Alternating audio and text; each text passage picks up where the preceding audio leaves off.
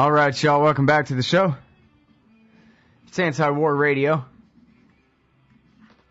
I'm Scott Horton, and we got Grant F. Smith on the line from the Institute for Research, Middle Eastern Policy, which focuses on, research, digging through the documents over the decades to find the goods on the Israel lobby. The latest book, and there are many, is Divert, Numek, Zalman Shapiro, and the diversion of U.S. weapons-grade uranium into the Israeli nuclear weapons program. And I say it like that because there's an exclamation point in the title, really. Welcome back to the show, Grant. How are you doing? Hey, Scott. Great. Thanks for pronouncing that exclamation point properly. That's really good. Yeah, well, it's important that it's in there. That way it really is a complete sentence. I guess you is implied at the beginning, right? Divert. Exactly. Divert weapons-grade uranium. And get away with it for decades and decades until Grant gets your number. That's right. Divert was the name of the investigation. So, and really? We've talked about we've talked about this for a couple of episodes, and sure. More and more stuff has been coming out about it. But it wasn't until relatively recently that, in sifting through some declassified documents, I finally figured out that Divert was the name of the investigation, and it was also symbolic in that the investigation was diverted ultimately and buried in classified files. Right. Yeah. Divert this story into the Raiders of the Lost Ark warehouse somewhere. Exactly, that big warehouse with all the wooden crates. Mm-hmm. And once in a while you can file a FOIA and they'll pry some of the nails out and give you a few documents, but not always. Right. All right, well, now, this one is called AIPAC Obtained Missile Secrets, and at the end you make it relevant to current discussion, or what ought to be current discussion, about the defamation suit by Stephen Rosen against the American Israel Public Affairs Committee. So catch us up real quick. For those who aren't familiar, they just started paying attention to foreign policy since Ron Paul made it seem important to him or something like that. After all these years. Who's Stephen Rosen, and what's the big deal with his defamation lawsuit? And then maybe we can backtrack to this story that you've dug up from newly declassified U.S. State Department documents. Yeah, absolutely. Well, Stephen J. Rosen was one of the top people at AIPAC, and kind of, as has been the theme of your show today, one of these people who has been pushing for war, him with Iran, for quite a while, and he was caught up in a wiretap passing classified information to a Washington Post reporter declaring that Iran was engaged in total war with the U.S. and that, trying to gin up establishment press against Iran back in 2004. Well, he was indicted criminally, and the AIPAC officials' legal counsel was played, after being given a temporary security clearance, played some tapes that sounded damning. They knew he was going to be indicted, so they fired him, and then told the New York Times that his behavior was out of line with what AIPAC expects of its employees, and so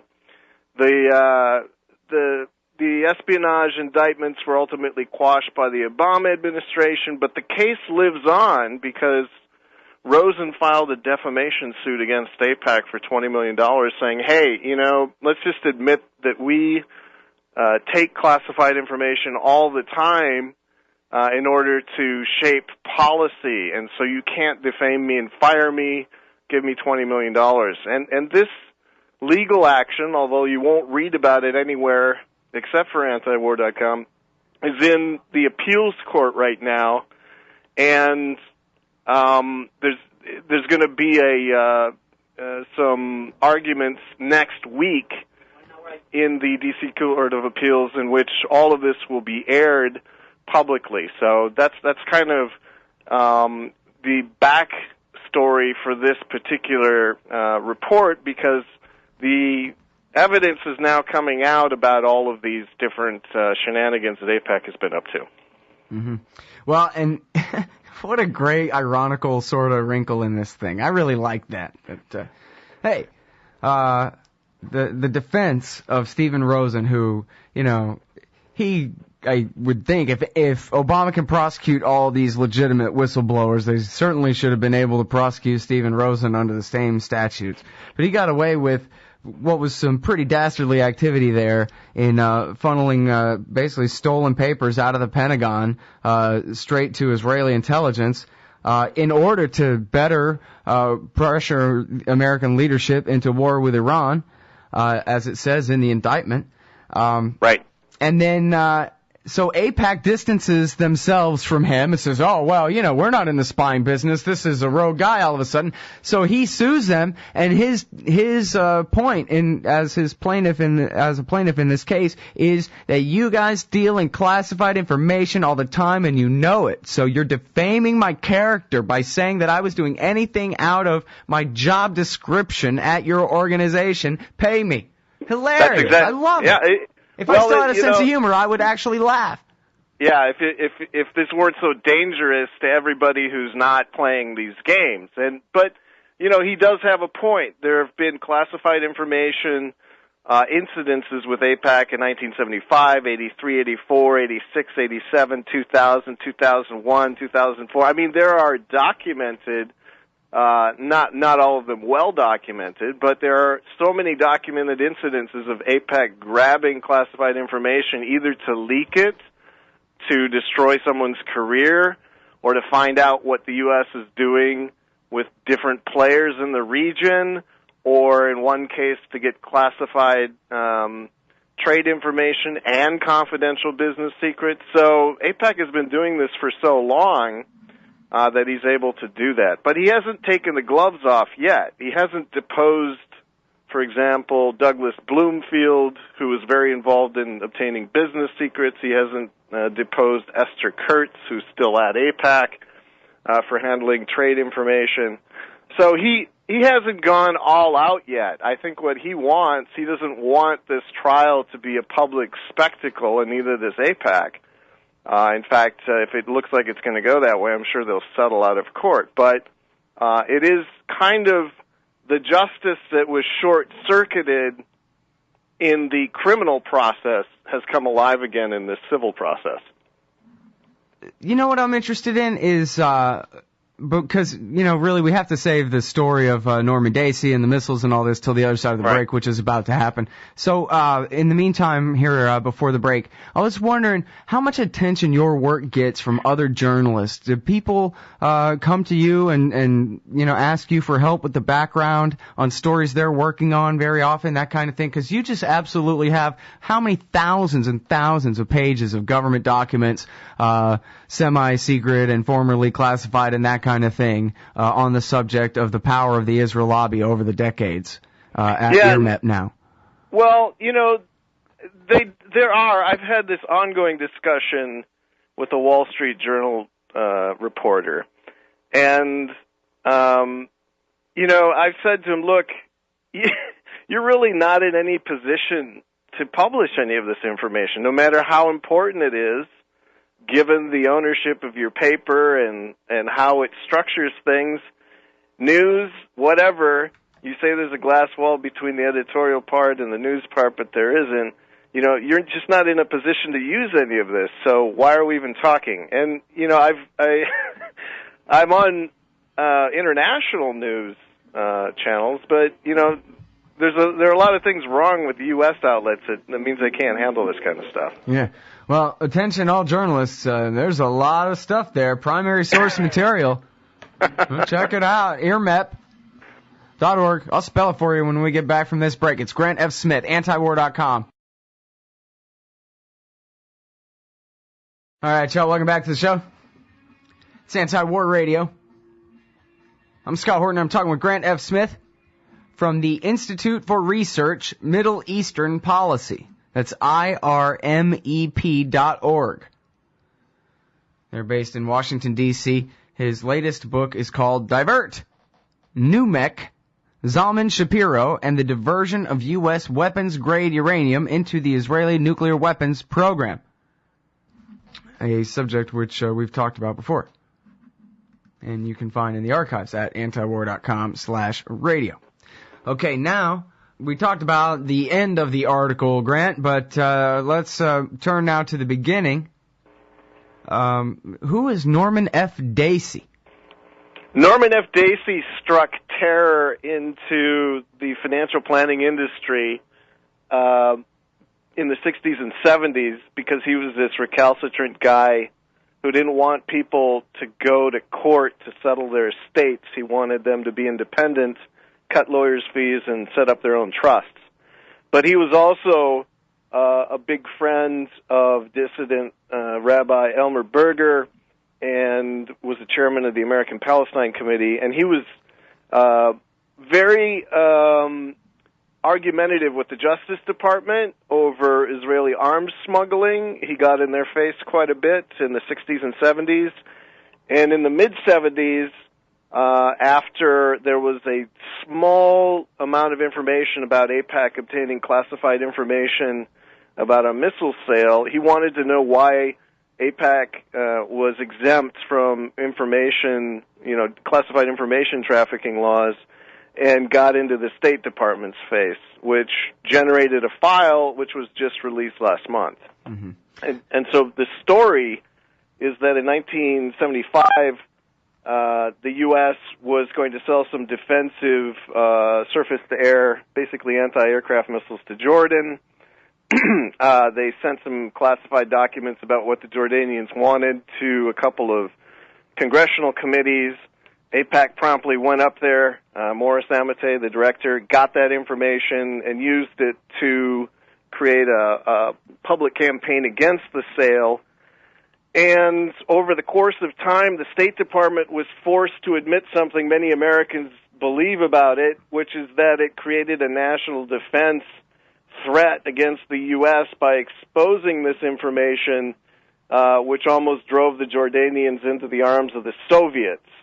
And so the interesting thing about the documents is the detail, the fact that the State Department at first wanted to sweep it under the carpet, but then Dacey kept on their case and threatened them with legal action, which was credible because he was in court with everybody at the time. Mm-hmm. And finally, they admitted to the criminal division of the Justice Department that, yes, in fact, a crime had been committed.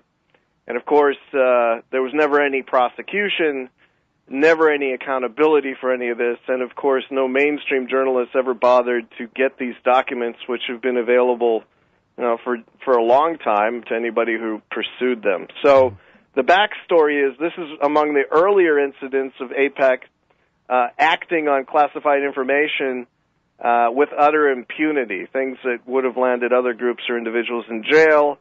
And it is directly relevant to the court action that's taking place next week, and in fact has been entered in to that court proceeding. Mm-hmm. Oh, really?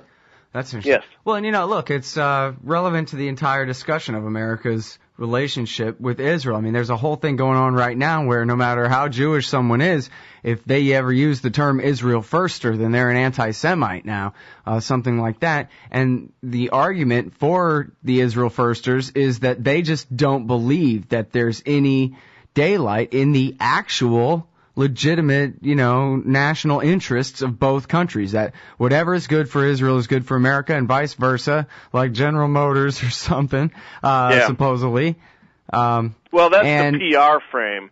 I mean, I don't think the people advancing that believe it. It's just something that in this country, we give a break to anybody who's got these, strongly held beliefs. I could be a crazy person, but as long as I have strongly held beliefs, you have to honor those. Well, this is just a PR framework. I mean, any political scientist who's, recognized knows that no two countries have the same interests. And, of course, U.S. and Israeli interests have been diverging for quite a while. So, the sad thing about this, for people who are on the sidelines and paying for all of these wars and aid and et cetera, is that they don't get to have these discussions for the same reason that these establishment journalists won't touch this stuff because of all of the organizations that are affiliated with the lobby who are watching them, camera, etc. who call them and hound them if they ever have a critical story, none of these issues are even debated on the Hill because of the force of this lobby. And so I think the sad thing about it is the AARP doesn't, take old people's 401ks and use them to bribe politicians. The NRA isn't doing armed robbery to support, their causes on the Hill. Legitimate lobbies don't act this way, and yet we have this Justice Department that's been utterly captured by the lobby, and it's just it's getting out of hand. Mm-hmm. Well, and regardless of the trend and the getting out of hand, actually, to me, this episode, especially because it's plucked from the past like this, revealed in these documents, that it has to be this way, right? You can't blame the Israelis for wanting to know if the Americans want to sell a bunch of missiles to Jordan, and you can't blame them for having a position on it. That's just part of selling weapons to Jordan all the time or whatever. That comes with the territory. But it just shows that, regardless of any trend, necessarily Israel's interests and America's interests are just different things. Even if they have a lot of things in common, which, we could argue about, they certainly are separate things. Well, yeah, one of the points, though, is other countries will work out of their embassies over issues like this. And so you wouldn't have an organization whose, real origins can be traced right back to the Israeli embassy working on Hill as though it were just vanilla American lobbying organization. And so the fact that all of these national players are harnessed to this and then connected to a campaign finance network is something that doesn't exist for any other country. And you even see it with this, upcoming AIPAC meeting that's going to happen in March, where uninvited, the two leaders of Israel are coming to the United States, and now these same groups are pressuring Obama that he's got to have a summit with them at this particular juncture, really calling the shots. If this were Mexico, which, by the way, is 10 times as important as Israel in terms of trade, trying to do this by manipulating different domestic groups, I don't think anybody would stand for it.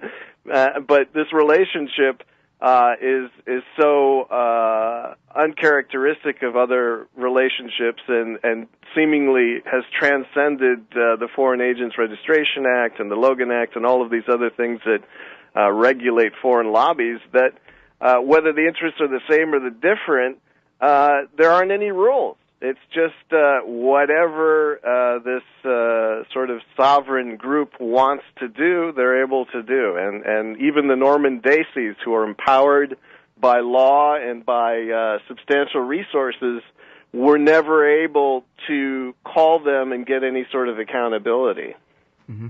Well, and of course, with the Steve Rosen case, you see the direct connection there where they were taking, they got Larry Franklin to give them all these top secret papers that he got from the Pentagon, and then they funneled them to the Israeli embassy. Right. Nior Gilon and Danny Ayalon, right, were the recipients of this stuff. Just, what it reminds me of sort of is like the National Endowment for Democracy doing the dirty work, or the National Republican Institute doing the dirty work for the CIA, where it's like kind of semi-legit and out in the open, but everybody knows that what it really is it's an intelligence operation in your country. Look at them being prosecuted in Egypt right now, because everybody knows it's pretty much just the CIA. Come on. So, clearly nonprofits are being abused in many cases. Yeah. All right, well, I'm sorry we're all out of time. Original.antiwar.com/Smith-Grant. We got to get you a shorter URL there. Anyway, look for Grant Smith, anti-war, and you can find him at the Institute for Research, Middle Eastern Policy, IRMEP.org. Thanks very much, Grant. Thanks, Scott.